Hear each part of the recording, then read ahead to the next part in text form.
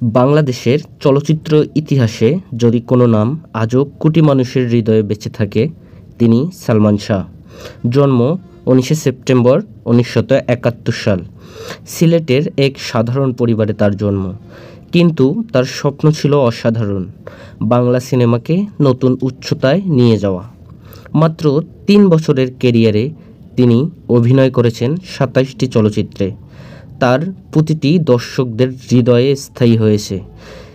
কে আমাকে ভালোবাসে, আনন্দ অশ্রু, দিন যায় কথা থাকে, সুজন সখী, বিক্ষোভ, এইসব সিনেমা আজও মানুষ ভালোবেসে বারবার দেখে।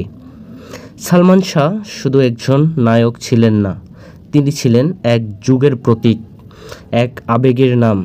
তার স্টাইল, তার হাসি, তার সংলাপ সব কিছু তরুণ প্রজন্মের অনুপ্রেরণা হয়ে উঠছিল। কিন্তু 1996 সালে 6 সেপ্টেম্বর এক অন্ধকার সকাল যেন থমকে দেয় গোটা জাতিকে। সালমান শাহ আর নেই, এই খবর কেউ বিশ্বাস করতে চায়নি। তার মৃত্যু আজও রহস্যে ঢাকা, বিতর্কে ঘেরা।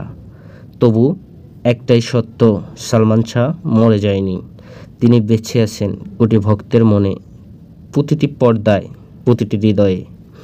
তিনি বাংলা সিনেমার চিরন্তন নায়ক, যাকে ভুলে থাকা যায় না কোনো দিন।